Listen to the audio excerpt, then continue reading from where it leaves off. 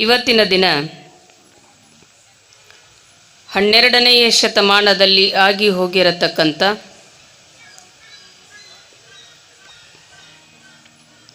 ಮಾಯೆಯನ್ನು ಮೀರಿ ಮಾಯೆಯನ್ನು ಗೆದ್ದಿರತಕ್ಕಂಥ ಅಲ್ಲಮ್ಮ ಪ್ರಭುಗಳ ಒಂದು ವಚನ ಸಾಹಿತ್ಯವನ್ನು ಇವತ್ತಿನ ದಿನ ಚಿಂತನ ಮಂಥನ ಮಾಡೋಣ. ಅಲ್ಲಮ್ಮ ಪ್ರಭುಗಳು ಹೇಳ್ತಾರೆ, ನಾನೆಂಬ ಅಹಂಕಾರ ತೆಲೆದೋರಿದಲ್ಲಿ ಅಟಲ ಮಟಲ ಕುಟಲ ಕುಹಕವೆಂಬ ಬಿರುಗಾಳಿ ಹುಟ್ಟಿತ್ತು ನೋಡ.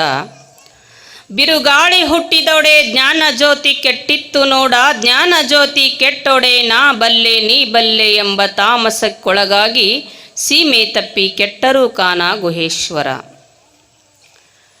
ನಾನು ಅನ್ನುವ ಅಹಂಕಾರ ಎಲ್ಲಿಗೆ ಓದ ನಿಲ್ತದ ಅನ್ನೋದನ್ನು ಬಹಳ ಸರಳವಾಗಿ ಎಲ್ಲರಿಗೆ ತಿಳಿಯುವ ಹಾಗೆ ತೆಳಗ ತಂದು ಹೇಳಿರತಕ್ಕಂಥ ಈ ವಚನ ಸಾಹಿತ್ಯ ಸ್ವಲ್ಪ ನೋಡಬೇಕು.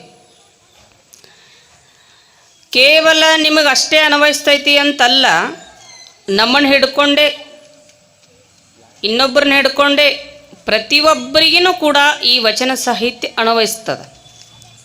ಸಿಂಪಲ್ ಆದ ಉದಾಹರಣೆ ಹೇಳಬೇಕು ನಿಮಗಂದ್ರೆ, ಕಣ್ಣಾಗ ಕಸರು ಬಿತ್ತು ಕಣ್ಣಾಗ ಕಡ್ಡಿ ಬಿತ್ತು ಅಂದ್ರೆ ಮುಂದಿದ್ದವ್ರು ಕಾಣ್ತಾರೇನ್ರಿ? ಕಾಣ್ತಾರ? ಇಲ್ಲ. ಕೇವಲ ಕಣ್ಣಾಗ ಧೂಳು ಬಿತ್ತು ಕಣ್ಣಾಗ ಒಂದು ಕಡ್ಡಿ ಕಸರ ಬಿದ್ದರೆ ಮುಂದಿದ್ದವ್ರು ಹೇಗೆ ಕಾಣೋದಿಲ್ಲವೋ ಹಾಗೆ ನಾನು ಅನ್ನತಕ್ಕಂಥದ್ದು ನಮ್ಮಲ್ಲಿ ಬತ್ತು ಅಂದರೆ ಇಡೀ ಜಗತ್ತೇ ಕಾಣಂಗಿಲ್ಲ ಅಂತ ಮನುಷ್ಯನಿಗೆ. ಭಾಳ ಚಂದ ಉದಾಹರಣೆ ಏನು ಹೇಳ್ತಾರೋ ಅದಕ್ಕೆ ತಿಳಿದು ನೋಡಿದರೆ ಬಹಳ ಚಂದದ ಜೀವನ. ಒಮ್ಮೆ ಒಬ್ಬ ಸಂತ ಮಹಾಜ್ಞಾನಿ ಆತ. ಹೀಗೆ ಜ್ಯೋತಿರ್ಲಿಂಗೇಶ್ವರ ಗರ್ಭಗುಡಿ ಹೆಂಗದನೋ ಹಂಗೆ ಒಂದು ದೇವಸ್ಥಾನ. ಒಬ್ಬ ಸಂತ ಹೊರಗೆ ಕುಂತಿದ್ದ, ಅಗರ್ಭ ಶ್ರೀಮಂತ ಒಳಗೆ ಹೋಗಿ ನಮಸ್ಕಾರ ಮಾಡಿ ಬರಬೇಕು. ದೊಡ್ಡ ದೇವಸ್ಥಾನ ಇತ್ತದು. ಪ್ಯಾಂಟನಿಗೆ ಹತ್ರ ಇವ್ರು ಕುಂತಿದ್ರು, ಮೆಟ್ಲ ಹತ್ರ ಸಂತರು. ಎಲ್ಲರೂ ಭಿಕ್ಷುಕರು ಒಂದು 5-6 ಮಂದಿ ಅಲ್ಲಿ ಕುಂತಿದ್ರು. ಇವ ಬಂದ ಅಂದ್ರೆ ಕೈ ಎಷ್ಟು ಬರ್ತೈತಿ ಅಷ್ಟು ದಾನ ಮಾಡ್ತಾನ ಅಂತ ತಿಳ್ಕೊಂಡು ಇವನು ಬರೋ ದಾರಿನೇ ಕಾಯ್ತಿದ್ರು ಅವರು. ಒಳಗೆ ಹೋಗಿ ಅರ್ಧ ತಾಸಲ್ಲಿ ದೇವ್ರ ಹತ್ರ ನಿಂದಿರ್ತಾನೆ. ನಿಂತು ಹೊರಗೆ ಬಂದು ಎಲ್ಲರಿಗೆ ಭಿಕ್ಷೆಯನ್ನು ಹಾಕೋತ ಬರ್ತಾನವ. ತನ್ನ ಕೈಗೆ ಎಷ್ಟೆಷ್ಟು ಬರ್ತೈತೋ ಅಷ್ಟು ಭಿಕ್ಷೆ ಹಾಕ್ತಾನೆ. ಕೊನೆಗೆ ಈ ಸಂತರು ಏನು ಕುಂತಿದ್ರಲ್ಲ ಜ್ಞಾನಿಗಳು ಕುಂತಿದ್ರು. ಅವ್ರು ತಮ್ಮ ಪಾಡಿಗೆ ತಾವು. ಇವರಿಗಿನೂ ಕೂಡ ಭಿಕ್ಷೆ ನೀಡಬೇಕು ಅಂತ ಇನ್ನೇನು ನೀಡಾಕಂತ ಹಿಂಗೆ ಕೈ ಮಾಡಿದ್ದ. ನಿಲ್ಲು ಅಂದ್ರು ಅವರು. ಯಾಕ್ರಿ ಅಂದ್ರು ಅವರು. ಸಾವುಕಾರ ಕೇಳ್ದೆ, ಯಾಕಂತ ಕೇಳ್ದ.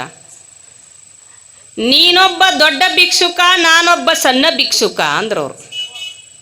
ನನಗೆ ಭಿಕ್ಷುಕ ಅಂತೀಯ ಅಂತ ಸಿಟ್ಟು ಬಂತವನಿಗೆ. ಹೌದು, ಗರ್ಭಗುಡಿಯಲ್ಲಿ ದೇವರಲ್ಲಿ ಹೋಗಿ ನೀ ಅರ್ಧ ತಾಸು ಏನು ಕೇಳ್ಕೊಂಡು ಅಂತ ಕೇಳಿದ್ರು ಅವರು.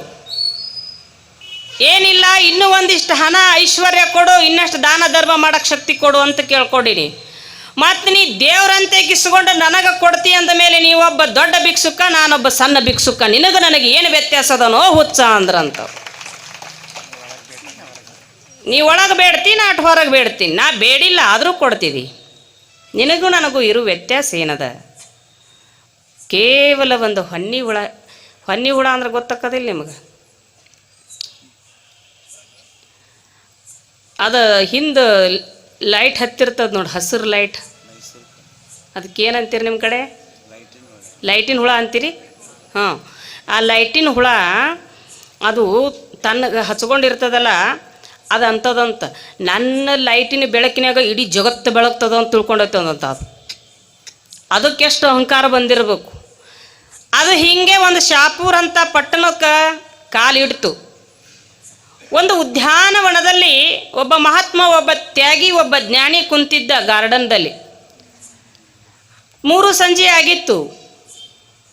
ಎಲ್ಲ ಕಡೆ ಕರೆಂಟ್ ಹತ್ತಿ ಹೆಂಗೆಲ್ಲ ಕಡೆ ಬೆಳಕಿತ್ತು. ಅದು ಇನ್ನೇನು ಆ ಮಹಾತ್ಮರ ಹತ್ರ ಬರೋಕೆ ಇನ್ನೊಂದು ಸ್ವಲ್ಪ ಸಮಯ ಇತ್ತು. ಅಲ್ಲೇನು ಬರಬೇಕು ಅನ್ನೋದ್ರಲ್ಲೇ ಇದೇನು ಮಾಡ್ತಿ, ಲೈಟ್ ಹುಳ ತನ್ನ ಲೈಟವನ್ನು ಆರಿಸ್ತದು. ಅದು ಆರಿಸೋದಕ್ಕೂ ಎಲ್ಲ ಕಡೆ ಕರೆಂಟ್ ಹೋಗೋದಕ್ಕೂ ಅದು ಹೇಳ್ತಂತ ಸ್ವಾಮಿಗಳಿಗೆ, ನೋಡ್ರಿ ಸನ್ಯಾಸಿಗಳೇ, ನನ್ನಿಂದ ಇಡೀ ಜಗತ್ತೇ ಬೆಳಗುತ್ತದ, ನಾನು ಲೈಟ್ ಆರಿಸಿನಿ, ಇಡೀ ಜಗತ್ತ ಕತ್ತಲದಾಗೈತೆ ನೋಡು ಅಂತಂತ. ಅದಕ್ಕೆಷ್ಟು ಅಹಂಕಾರ ಬಂದಿರಬೇಕು. ನಕ್ರಂತ ಸ್ವಾಮಿಗಳು, ಅಲ್ಲೋಪ ಎಂತೆಂಥವ್ರಿಗೇನೋ ನಾನು ಅನ್ನೋ ಅಹಂಕಾರ ಬಂದದ, ಮತ್ತಿನ್ನು ನಿನಗೆ ಬರಲಾರ್ದು ಏನು ದೊಡ್ಡದದ. ಅವಾಗ ಒಂದು 5-10 ನಿಮಿಷ ಇಷ್ಟು ಜಂಬಾ ಕಚ್ಚುಗೊಳಕತ್ತಿತ್ತು, ಎಲ್ಲ ಕಡೆ ಕರೆಂಟ್ ಬಂತು. ಅವಾಗ ಅದ್ರ ಗರ್ವ ಹರಣ ಆತು ಅಂತ. ಅದಕ್ಕೆ ಪಶ್ಚಾತ್ತಾಪ ಆಯಿತು, ಮಹಾತ್ಮರ ಪಾದಕ್ಕೆ ಶರಣಾತು ಅಂತ. ತಪ್ಪು ಮಾಡೋದು ಸಹಜ, ಅದನ್ನು ತಿದ್ದಿ ನಡ್ಕೊಳ್ಳೋದು ಮನುಷ್ಯನ ಕರ್ತವ್ಯದ. ನಡೆಯತಕ್ಕಂಥ ಮನುಷ್ಯನೇ ಎಡಿತಾನೆ ವಿನಃ ಕುತ್ತಂತವ ಎಡೆಯಂಗಿಲ್ಲ. ಕಲ್ಲಿಗೆ ತಾಗಿ ಎಡದ ಮುಂದೆ ಬೀಳಬೇಕಾದ್ರೆ ಯಾವ ಆತನು ನಡಿತಾನಲ್ಲ ಅವನೇ ಬೀಳಬೇಕು. ನಡಿತೀವಿ ಅಂದರೆ ಅಲ್ಲಿ ಎಡೆಯೋದು ಸಹಜ, ತಪ್ಪು ಮಾಡೋದು ಸಹಜ. ಒಮ್ಮೆ ತಪ್ಪು ಮಾಡೀವಿ ಅಂದರೆ ಅದನ್ನು ತಿದ್ದುಕೊಳ್ಳುವಂಥ ಪ್ರಯತ್ನ ಮಾಡಬೇಕು. ನಾನು ಅನ್ನೋದನ್ನು ಬಿಡಬೇಕು, ನೀನು ಅನ್ನೋದನ್ನು ಕಲಿಬೇಕು. ಇವನಾರವ ಎಂದೆನಿಸದಿರಯ್ಯ, ಇವ ನಮ್ಮವ ನಮ್ಮ ಮನೆಯ ಮಗನೆಂದೆನಿಸಯ್ಯ ಕೂಡಲ ಸಂಗಮ ದೇವ ಅಂದ್ರವರು. ಎಲ್ಲರೂ ನನ್ನವರು ಅನ್ನಬೇಕು. ಇವ ಬೇರೆಯವ, ಅವ ಬೇರೆಯವ, ನಾನು ಆ ಜಾತಿ, ನಾ ಈ ಜಾತಿ. ಎಲ್ಲದ ನಿನ್ನ ಜಾತಿ? ಭಾಳ ಚಂದ ಹೇಳ್ತಾರವರು. ಜಾತಿ ಎಲ್ಲದ? ಭಾಳ ಚಂದ ಉದಾಹರಣೆಯನ್ನು ಕೊಡ್ತಾರ. ಗಾಣಿಗನ ಮಾಡಿದ ಎಣ್ಣೆಯನ್ನು ತಂದು, ಕುಂಬಾರ ಮಾಡಿದ ಪನತೆಯನ್ನು ತಂದು, ರೈತ ಬೆಳೆದ ಹತ್ತಿಯನ್ನು ತಂದು ದೀಪ ಹಚ್ಚಿದರೆ ಆ ದೀಪಕ್ಕೆ ಜಾತಿ ಎಲ್ಲಿದೆ ನೋಡ ಅಂತಾರೆ ಶರಣರು. ಎಲ್ಲದ ನಿನಗೆ ಜಾತಿ? ನೀ ಮಾಡ್ಕೊಂಡದ್ದು ಜಾತಿ ಅದ. ಜಾತಿ ಎರಡೇ ಅದಾವ, ಒಂದು ಹೆಣ್ಣು ಒಂದು ಗಂಡು. ಒಂದು ಮಾನವ ಧರ್ಮಕ್ಕೆ ಜಯವಾಗಲಿ ಅಂದರು. ಮಾನವನಲ್ಲಿ ಧರ್ಮನೇ ಇರಲಿಲ್ಲ ಅಂದರೆ ನೀನು ಜಾತಿ ತಗೊಂಡೇನು ಮಾಡೋದು? ಜಾತಿಗಿಂತ ನೀತಿ ಮುಖ್ಯದ, ನೀತಿಗಿಂತ ಧರ್ಮ ಮುಖ್ಯದ. ಕುಟಲ ಕುಹಕವೆಂಬ ಬಿರುಗಾಳಿ ಹುಟ್ಟಿತ್ತು ನೋಡ. ಮತ್ತು ಸಂಸಾರ ಜಂಜಾಟದೊಳಗೆ ಒಂದಕ್ಕೊಂದು ಹೊಡೆದಾಡಿ ಬಡದಾಡಿ ಸಾಯೋದು ಎದಕ್ಕೆ? ಮತ್ತೆ ಇದಕ್ಕಾಗೇನೆ ನಾನು ಒಬ್ಬ ಹೊಕ್ಕ ಒಳಗಂದರೆ ಅದ್ರ ಜೊತೆಗೆ ಇವೆಲ್ಲ ಹುಟ್ಟುತ್ತಾವಂತೆ. ಯಾವು? ಕುಟಲ ಕುಹಕವೆಂಬ ಬಿರುಗಾಳಿ. ಕುಟಿಲತನ, ಕುಹಕ ಅಂದರೆ ಇನ್ನೊಬ್ಬರ ನಿಂದೆಯನ್ನು ಮಾಡೋದು, ಇನ್ನೊಬ್ಬರ ಬಗ್ಗೆ ದೂಷಿಸೋದು, ಇನ್ನೊಬ್ಬರ ಬೆನ್ನ ಹಿಂದೆ ಮಾತಾಡೋದು. ಕುಟಲ ಕುಹಕವೆಂಬ ಬಿರುಗಾಳಿ ಹುಟ್ಟಿತ್ತು ನೋಡ. ಬಿರುಗಾಳಿ ಹುಟ್ಟಿದೊಡೆ ಜ್ಞಾನ ಜ್ಯೋತಿ ಕೆಟ್ಟಿತ್ತು ನೋಡ. ಅದು ಹುಟ್ಟಿತು ಅಂದರೆ ನಿನ್ನಲ್ಲಿ ಜ್ಞಾನ ಅನ್ನತಕ್ಕಂಥದ್ದು ಜ್ಯೋತಿ ಏನದ ಕೆಟ್ಟು ಹೊಕ್ಕದ. ನೀನು ಜ್ಯೋತಿ ಸ್ವರೂಪನಾಗಿರತಕ್ಕಂಥ ಪರಮಾತ್ಮನೇ ನೀನದಿ. ಅದು ಇರುವಾಗ ಅದನ್ನು ನೀನು ಕೆಡಿಸ್ಕೊಂಡಿ ಅಂದರೆ ನಿನ್ನಂಥ ಮೂರ್ಖರೇ ಯಾರೂ ಇಲ್ಲ ಅಂತಾರಲ್ಲಮ್ಮ ಪ್ರಭುಗಳು. ಜ್ಞಾನ ಜ್ಯೋತಿ ಕೆಟ್ಟಿತ್ತು ನೋಡ. ಜ್ಞಾನ ಜ್ಯೋತಿ ಕೆಟ್ಟೊಡೆ ನಾ ಬಲ್ಲೆ ನೀ ಬಲ್ಲೆ ಎಂಬ ತಾಮಸಕ್ಕೊಳಗಾಗಿ ಸೀಮೆ ತಪ್ಪಿ ಕೆಟ್ಟರು ಕಾನ ಗುಹೇಶ್ವರ. ಇವರೆಲ್ಲ ಸೀಮೆ ದಾಟಿ ಹೋಗಿಬಿಡ್ತಾರಂತ.